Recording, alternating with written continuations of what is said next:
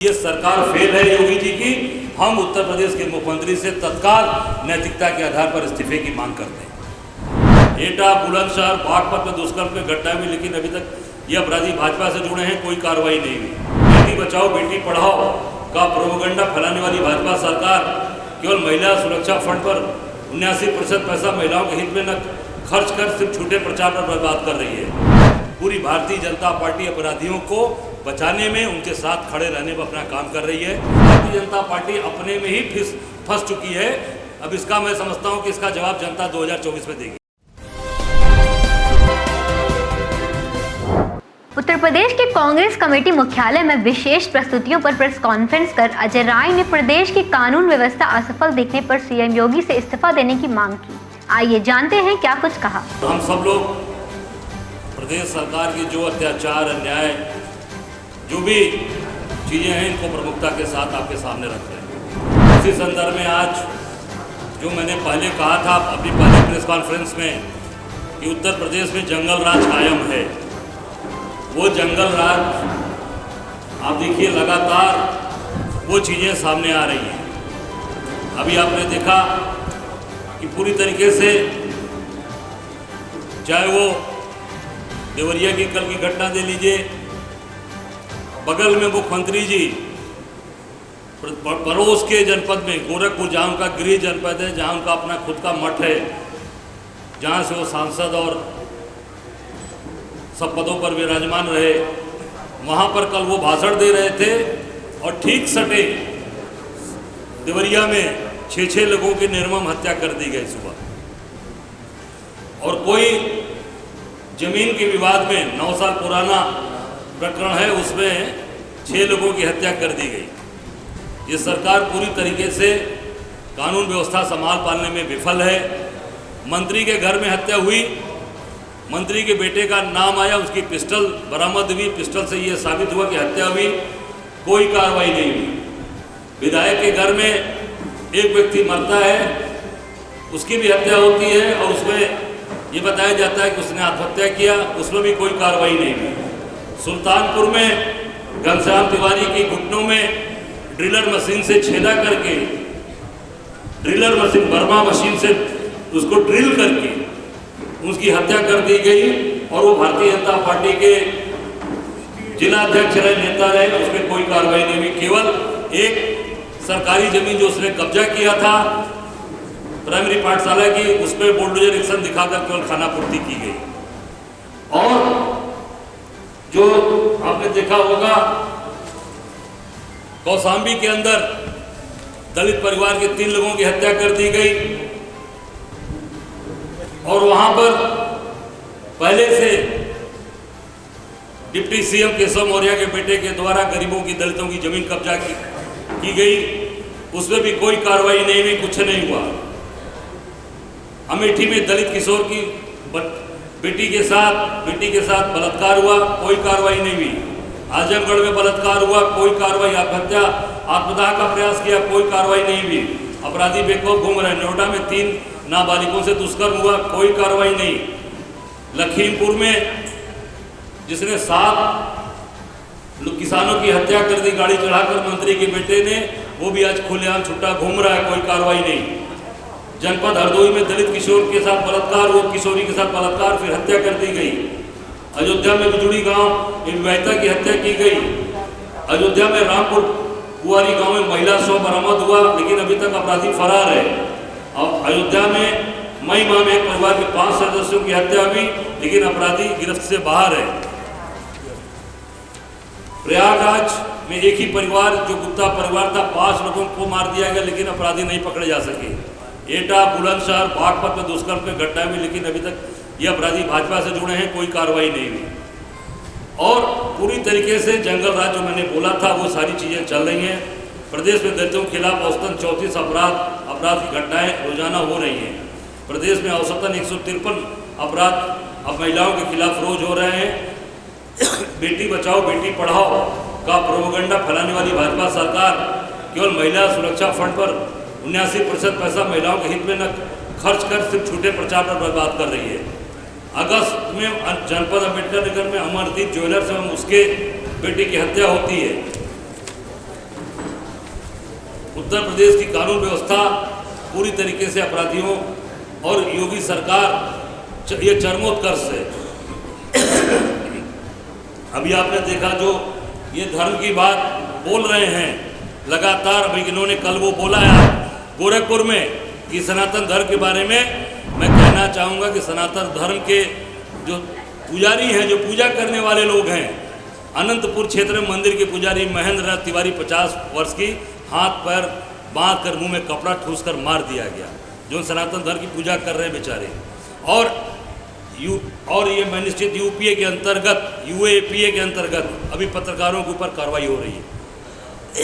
जबरदस्ती उनको गिरफ्तार करने की योजना बनाई जा रही है, उनको हाउस अरेस्ट कर लिया गया। अभिषार शर्मा, भाषा सिंह, उर्मिलेश अंतुदोय चक्रवर्ती, इनके यहाँ ये छापे डाले जा रहे हैं। इसकी हम निंदा करते हैं, इसकी भर्त्सना करते हैं और कानून व्यवस्था पर पूरी ये सरकार फेल है योगी जी की। हम उत्तर प्रदेश के मुख्यमंत्री से तत्काल नैतिकता के आधार पर इस्तीफे की मांग करते हैं। मुख्यमंत्री इस्तीफा दें तत्काल, और इनसे ये चीज़ें संभाली नहीं जा रही हैं।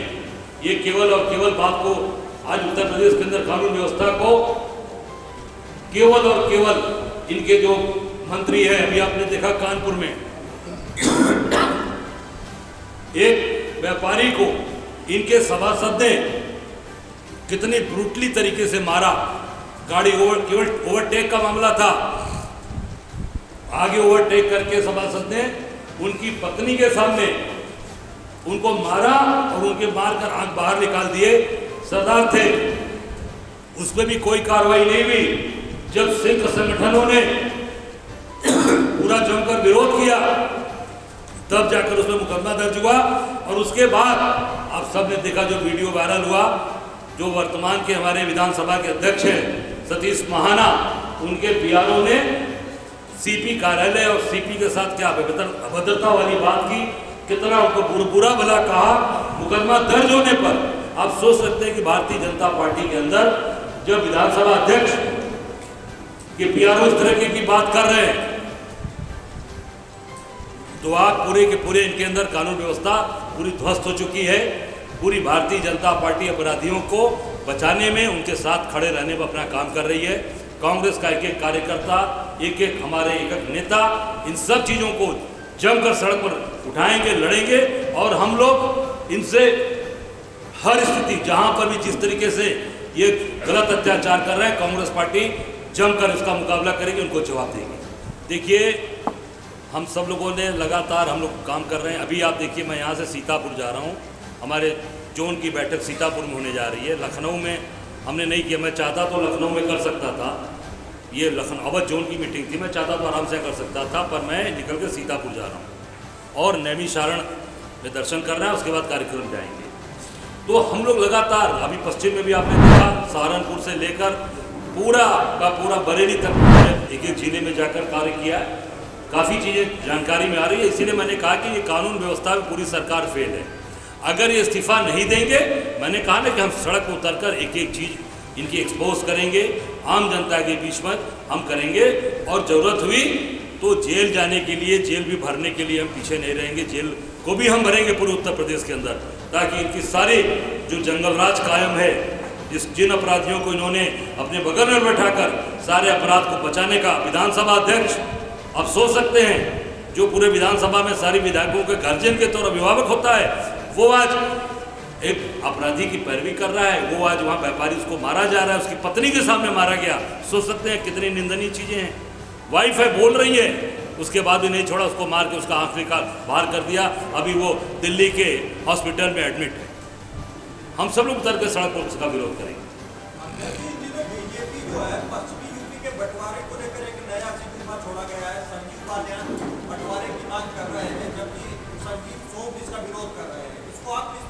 अब आपने सवाल भी किया, उसका जवाब भी आपने दे दिया।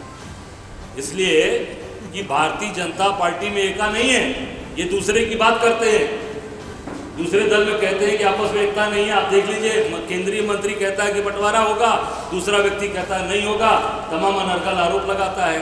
तो भारतीय जनता पार्टी अपने में ही फंस चुकी है। अब इसका मैं समझता हूँ कि इसका जवाब जनता 2024 में देगी।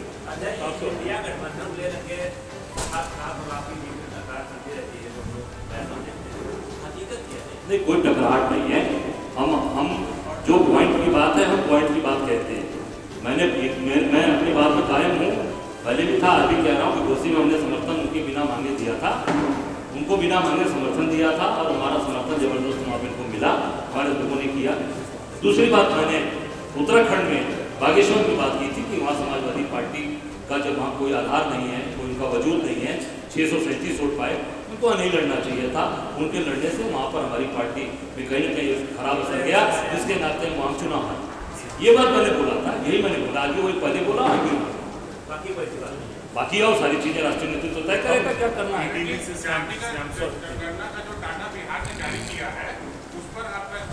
मैंने सीधे सीधे बोला है, हम सब कांग्रेस पार्टी इसका स्वागत करती है। उत्तर प्रदेश में तत्काल इसको कराएं, मिलकर जुड़कर सब काम करने का मजा आएगा। लोकसभा चुनाव 2024 में जो पूर्व विधायक है, क्या पार्टी में टिकट दे सकती है? अब ये तो बिल्कुल, जो लोग मजबूत आएंगे, जो मजबूत लड़ने वाले होंगे, जरूर से विचार करेंगे, जरूर उनको जो है आगे बढ़ाएंगे। दिल्ली में अभी जो छापेमारी हो रही है घर पे हो रही है, इसको लेकर क्या करेंगे? क्या सरकार को इससे क्या कोई डर है? इस पर आपके क्या है? नहीं, बिल्कुल, अब सरकार पूरी तरीके से डरी हुई है।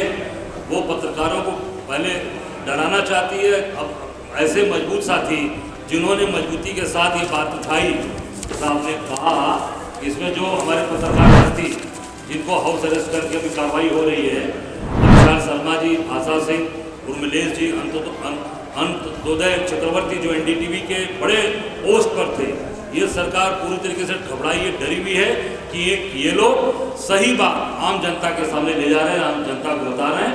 कांग्रेस पार्टी इसकी निंदा करती है, भर्त्सना करती है और तत्काल ये चीजें उनके ऊपर नहीं होनी चाहिए, इस पर रोक लगनी चाहिए। अजय राय ने देवरिया रेप केस से लेकर मंत्री के घर हुए मर्डर तक सारी बातें कही। उन्होंने ये भी कहा कि बेटी बचाओ बेटी पढ़ाओ प्रोपेगेंडा बनाने वाली भाजपा सरकार पैसा झूठे प्रचार पर बर्बाद कर रही है। उन्होंने कहा, हम सड़क पर उतरकर इनकी एक एक चीज एक्सपोज करेंगे। हम इनके राज में चल रहे जनरल राज का भी विरोध करेंगे। ऐसी ही तमाम खबरों के लिए जुड़े रहिए RNI के साथ।